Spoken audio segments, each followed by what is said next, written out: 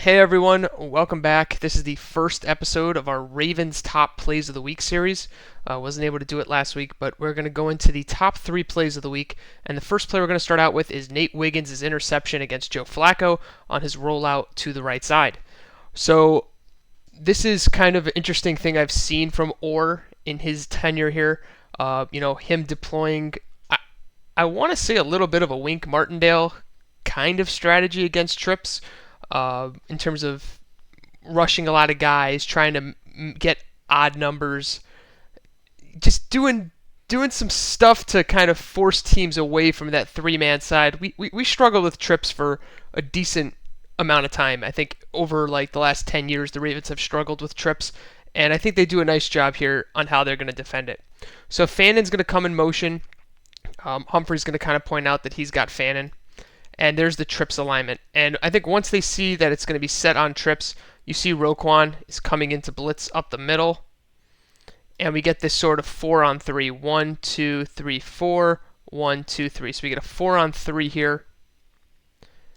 And the idea is to try to deter Flacco from throwing to this side. We're going to push this side of the pocket in with the extra man and try to deter him from throwing like a pick route or something silly down this side.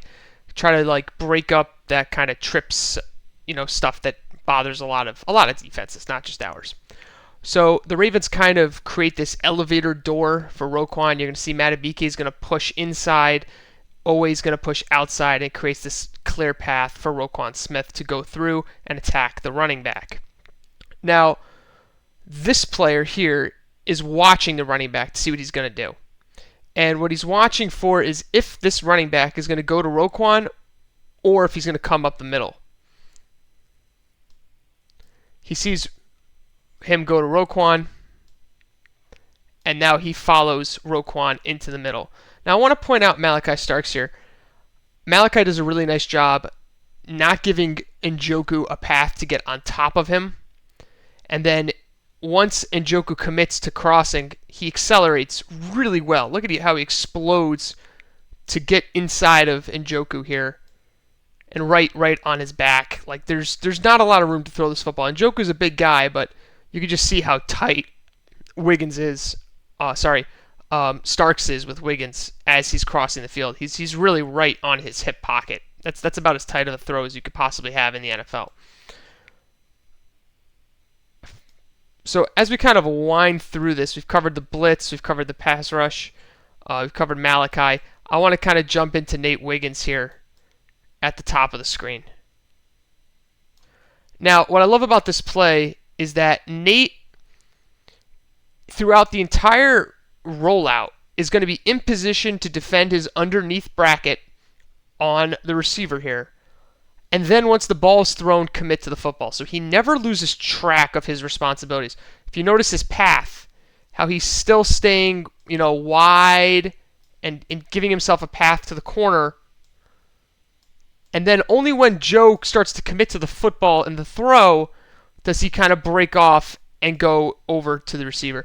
So he does a really nice job of maintaining the defensive integrity until the opportune moment when the ball is starting to be released, and then he comes over. So he's able to intercept this ball without going rogue, and that's something which is really important for a defense, is that you can't go rogue. You got to stay in the scheme and then make a play on the football once it's thrown, and Nate does a great example of that there.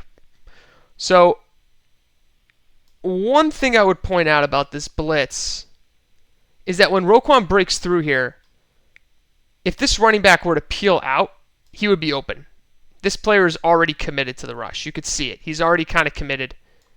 And if this player would have came out, he probably is open for a completion because he's responsible for the edge.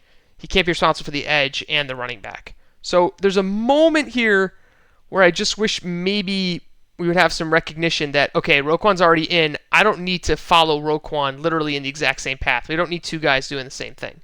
So there's a little bit of a moment there where I'm like, 40 should probably be a little bit more mindful of that, of the running back.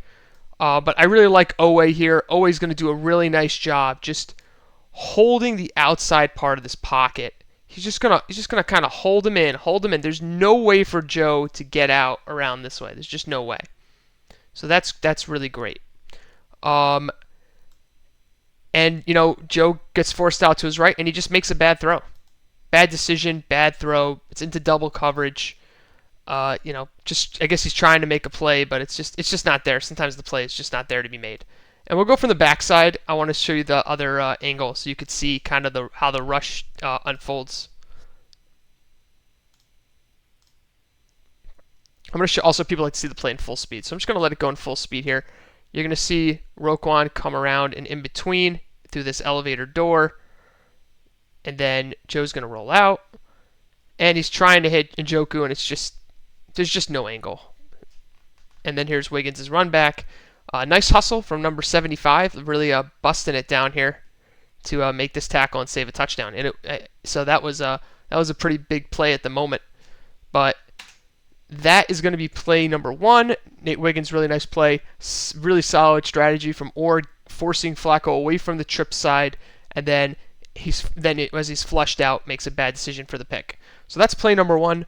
We're going to move on to play number 2 in a moment.